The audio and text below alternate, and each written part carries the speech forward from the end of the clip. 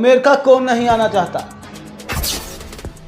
America आने के लिए देश के कई राज्यों के लोग 50-50 लाख रुपया डंकी में देने को तैयार हो जाते हैं, अपनी जिंदगी ताक पे लगाने को तैयार हो जाते हैं।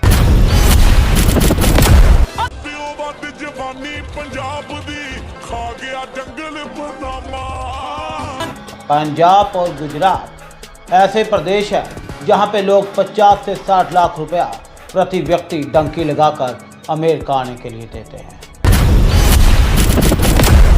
मगर आज एक ऐसे शख्स की कहानी सुनाने जा रहा हूं जो ना सिर्फ मुफ्त में अमेरिका पहुंचा बल्कि वहां पे रहने का, खाने पीने का, घूमने का, इंडिया आने जाने का खर्चा भी उसने अपनी जेब से खर्च नहीं किया और ऐसी व्यवस्था कर दी कि उसकी तो आवाभगत ऐसे हो रही थी जैसे वो किसी घर का जमाई हो। और ये सब कुछ एक नौसरपाची थे, यानी कि नटवर लाल से भी ऊपर के लेवल का एक कथित ठग था। एक ऐसा ठग था जिसने इंडिया के लोगों को नहीं बल्कि अमेरिकन यूनिवर्सिटी को मूर्ख बनाया। अमेरिकन एम्बेसी को भी उसने अपने बातों के झांसे में ले लिया और स्टूडेंट वीज़ा हासिल कर लिया। तो ये कहानी ऐसी है कि आपके भी रोंगटे खड़े हो जाएंगे, आपके मन में कई सवाल आएंगे कि ऐसे कैसे हो सकता है। मगर जैसे भी हुआ हो गया, हो गया, हो गया। तो चलिए शुरू करते हैं ये कहानी। ये कहानी है भारत के एक छात्र की, एक ऐसे छात्र की जो 12वीं भी पास नहीं कर पा रहा था। आप बहुत हैरान होंगे, जो शख्स 12वीं पास नहीं कर पा रहा वो भला अमेरिका कैसे पहुंच गया, और वो भी मुफ्त में। बस यही ट्विस्ट है, यही है नटवर लाल की नटवरगिरी। सो एक शख्स पढ़ाई में बहुत कमज़ोर था। उसके पिता चाहते थे कि वो इंजीनियर बने। सो वो पिता के कहने पर पढ़ाई भी कर रहा था, मगर पढ़ाई में दिल नहीं लग रहा था। उसने बड़ी मुश्किल से 10वीं पास की तो पिता ने इंजीनियरिंग का दबाव बना दिया। बस उसके बाद 11वीं में पढ़ने लगा तो थोड़े दिन तो पढ़ाई की, मगर बाद में उसे यही पढ़ाई बोझ लगने लगी। माँ बाप सोच रहे थे कि बेटा कमरे में पढ़ाई कर रहा है, मगर वो तो कमरे में भूतिया फिल्में देखता था। तो बस भूतिया फिल्में देखते देखते दिमाग भी शैतानी हो गया, मगर ऐसी शैतानी की कि ऐसे बड़े मुल्क की यूनिवर्सिटी को रगड़ा लगा दिया कि आप सोचकर भी हैरान होंगे। दरअसल उसने सोच लिया कि अब वो पढ़ तो नहीं पाएगा, और ऐसी स्थिति में उसने मन बनाया कि क्यों ना वो अमेरिका चला जाए, मगर अमेरिका जाने के लिए चाहिए मोटी रकम। तो उसने अपने दिमाग में एक साजिश कर ली, एक ऐसी साजिश कि हर कोई इस साजिश के जाल में फंसता चला गया, फंसता चला गया, फंसता चला गया। मगर हर साजिश का अंत होता है, और इसका अंत भी इसके अपने हाथों से हुआ। तो आने वाले कुछ पलों में पहले उसकी कहानी बताएंगे और फिर बताएंगे कि कैसे उसकी पोल खुली और अमेरिका से वापस डिपोर्ट होकर उसे भारत आना पड़ा। दरअसल इस शख्स ने सोच लिया कि वो विदेश जाएगा। तो इसने क्या किया, इसने सबसे पहले अपने 10वीं और 11वीं की मार्कशीट को बदला। उसके बाद उसने एक ऐसे स्कूल में दाखिला लिया जो स्कूल बहुत ज़्यादा नामी नहीं था, जिसकी व्यवस्था कोई बहुत हाई टेक नहीं थी। तो उसने इसके बाद अमेरिका की यूनिवर्सिटियों में संपर्क साधना शुरू किया। यदि इस शख्स की माने तो शायद ही उसने कोई यूनिवर्सिटी छोड़ी होगी अमेरिका की जहाँ पे इसने अप्लाई नहीं किया। तो इसने सबको अपना आवेदन भेजा।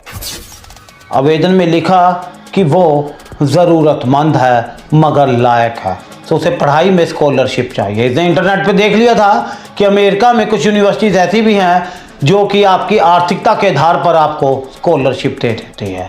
तो उसने कई यूनिवर्सिटियों में अप्लाई किया, मगर पेंसिल्वेनिया की एक यूनिवर्सिटी शायद उसके झांसे में आ गई। उसने इसका टैलेंट देखा, इसके नंबर देखे तो इसको हाँ कर दी। तो जनाब ने बोला कि इसको तो फुल स्कॉलरशिप चाहिए, जबकि यूनिवर्सिटी 50% तक की स्कॉलरशिप देती थी।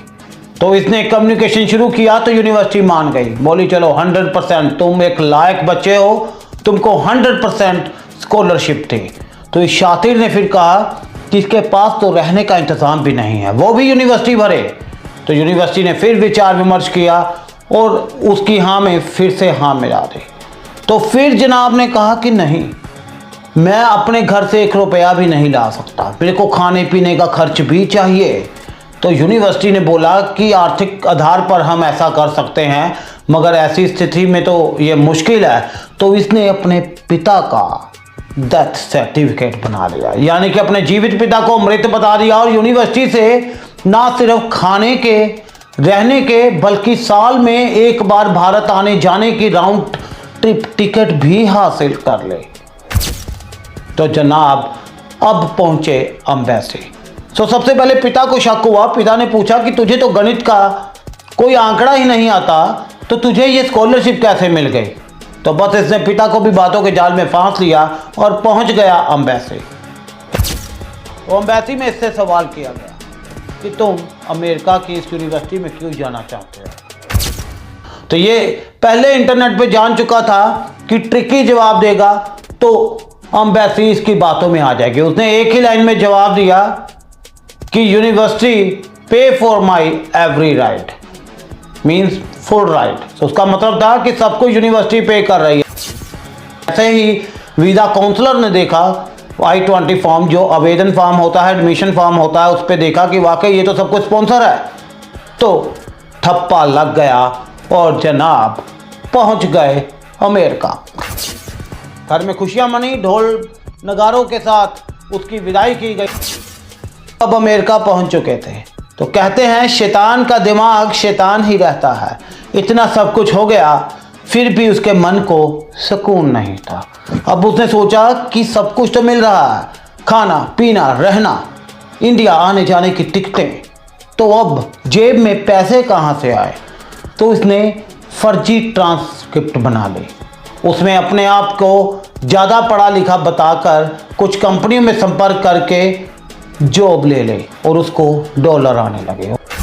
देखा कि ये तो बहुत आसानी से उसने अमेरिका को भी मूर्ख बना लिया। इसके बाद उसने क्या किया, यहाँ पे एक सोशल मीडिया प्लेटफॉर्म चलता है रेडिट, उस पे इसने सारी कहानी लिख दी, अपनी पोल खुद से खोल दी कि कैसे इसने इतने बड़े मुल्क को भी मूर्ख बनाया, यूनिवर्सिटीज़ को भी मूर्ख बनाया, अपनी नकली +2 की मार्कशीट भी तैयार की और उसके बाद वो अमेरिका आया। इसने अपनी सारी कहानी खुद ही बयां की। जो शब्द मैं बता रहा हूँ, ये एक एक शब्द मेरे मुंह में खुद नहीं आया, इन जनाब ने खुद रेडिट पे अपनी पूरी कहानी लिख दी।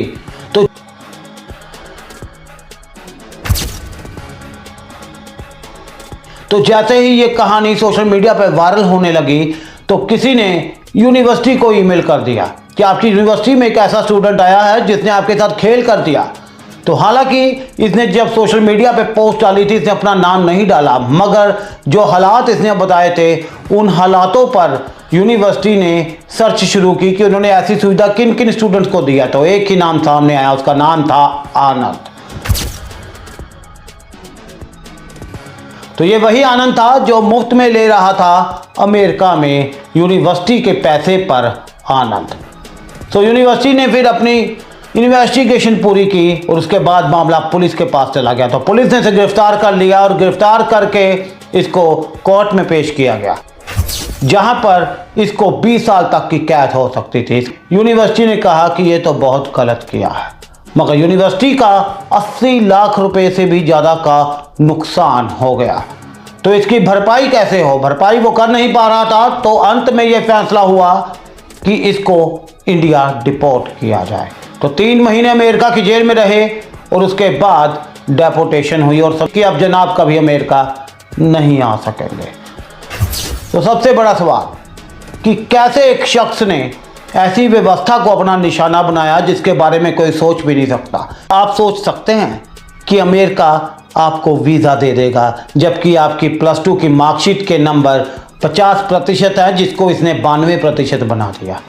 तो क्या आप सोच सकते हैं कि फुल फीस वेवर भी ली, घूमने के पैसे भी लिए और खाने पीने के पैसे लिए और स्टे के पैसे लिए, सब कुछ यूनिवर्सिटी से लिया क्योंकि ये अमेरिका है और अमेरिका जो लायक होते हैं उन पर दिल खोल के पैसा खर्च करता है। मगर अमेरिका की इस यूनिवर्सिटी को ये नहीं पता था कि ये शख्स उनको चूना लगा रहा है। मगर अब पोल खुल गई। इसकी पोल खुलने के साथ साथ कई और भारतीय स्टूडेंट भी संदेह के घेरे में आ गए जो वाकई ज़रूरतमंद है, क्योंकि अब इस यूनिवर्सिटी के बारे में जब भी कोई सोशल मीडिया पे सर्च करता है तो सबसे पहले इसी घटना की जानकारी सामने आती है। तो कुल मिलाकर नेकी करके भी इस यूनिवर्सिटी को बदनामी मिली सिर्फ इस शख्स पर भरोसे के खातिर। कुल मिला के साजिशबाज की साजिश वाकई नटवर लाल को भी पीछे छोड़ती है। अब जनाब वापस भारत डिपोर्ट किए जा चुके हैं। तो ऐसी ही कहानियां और भी बताएंगे क्योंकि ये है अब्रॉड कास्ट और इस अब्रॉड कास्ट के जरिए आपको आने वाले दिनों में भी विदेशों में हो रही ऐसी ही जालसाजियां या फिर गुनाह की जानकारी देंगे जो वाकई में आपने ना कभी सोचे होंगे ना ही कभी सुने होंगे। तो निखिल शर्मा को फिलहाल दीजिए इजाजत, फिर मिलेंगे ऐसे ही नए केस के साथ जिसमें आपको ऐसी जानकारी देंगे आप भी हैरान रह जाएंगे, हैरान रह जाएंगे, हैरान रह जाएंगे।